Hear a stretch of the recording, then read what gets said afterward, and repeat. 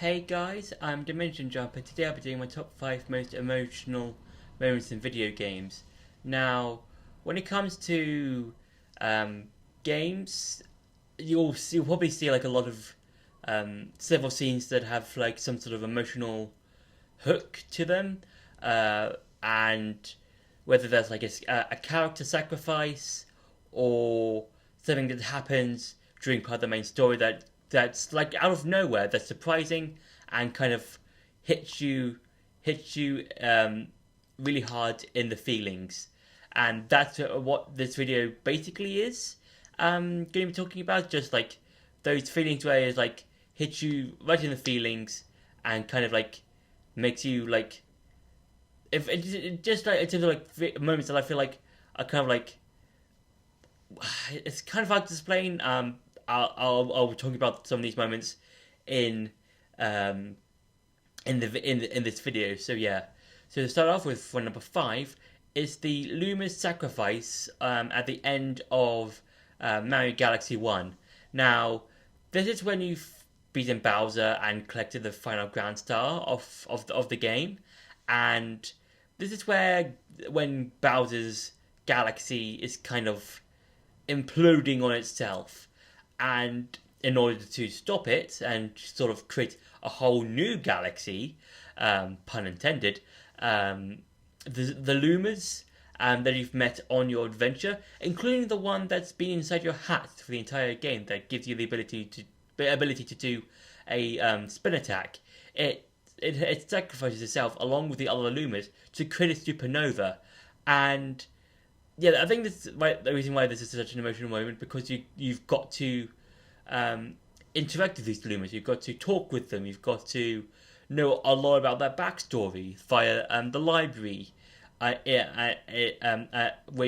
saw Rosalina's backstory, and yeah, it's just such. It just feels like it's such an emotional moment because as I said before, you've gotten to know a lot, or you've gotten to you've gotten to know all these Lumas. You've seen them on the Comet Observatory. You've seen them in all the various galaxies that you've seen throughout your adventure, and seeing them creating a supernova to save the universe from imploding is such a it's quite heartbreaking, because they're just these adorable little star Pokemon, not Pokemon, these little star characters that their sacrifice just hits a whole lot, because they just have to do it. And I think Rosalina does say that Lumas are born to become galaxies and star bits, I think, and stuff like that. I think as soon as the Lumas sacrifice themselves, and before the new universe galaxy is created. So yeah, so it's such an emotional scene, and it just so just it's really heavy. So yeah. For number four is Zelda becoming a dragon. Now with this, I feel like it's emotional because you're trying to find Zelda, and you don't really know where she's been. And if you look through all the memories, all the tier memories that you see throughout the game, you kind of start to piece it together.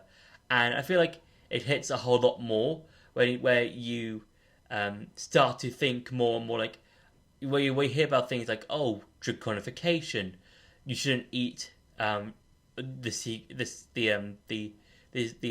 artifacts that Raru gave you. You'll turn into a dragon. You can't ever return back to your human self. And yeah, I think it hits a whole lot more when you see that final memory, and Zelda just becomes the dragon herself, where she swallows her secret stone, and yeah, it just feels, and because you see Zelda in the past and just trying to help out as best she can, and then when she had to use the secret stone to not only become a dragon but also use it to help recover the Master Sword back to its former glory. It hits a whole lot more just after you've just pieced it fully together. So yeah. For number three is Brock's funeral from God of War Ragnarok. Now, this game or with this game, I would say it's like a nice. It's an interesting thing to see like how far Kratos has come since the original games and God of War 2018. But when it comes to Brock as the whole and as a character, he's a really fun and sort of like cool. I would say charming character, for lack of a better term, because I really enjoy Brock in both the 2018 game and Ragnarok. And when his death happens towards the end of the game, it was just it was like it was like one of those moments where everything stood still because if you know what happened, I'm not going to spoil that surprise about what kind of happens to those to have those events happen. But with Brock's funeral, it just I think it just hits a whole lot more because you know the reasons of why it happens, and you know why you can't ever bring Brock back to life, and yeah, it just hits a whole lot more because he felt like a part of your family in the game because he felt like someone you could rely on, and he did help both Kratos and Atreus throughout both games up until that point of the game, and yeah, it just feels like it just feels like losing a close friend. So yeah, and I do like how a lot of the other characters that you've met in your journey just appear at his funeral to pay their respects. So yeah, I think that's a really emotional moment. So yeah,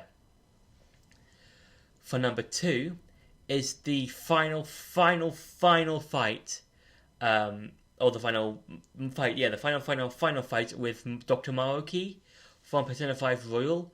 Now, I do really enjoy this fight because Maoki he's a good character, and it's one of those things where he's like a good character, but when it comes to himself in his palace, you're not supposed to side with him, because in his palace he's basically changed all of reality to where everyone's happy, and that means no one can make their own mistakes, and no one can be unhappy or have faults and stuff like that.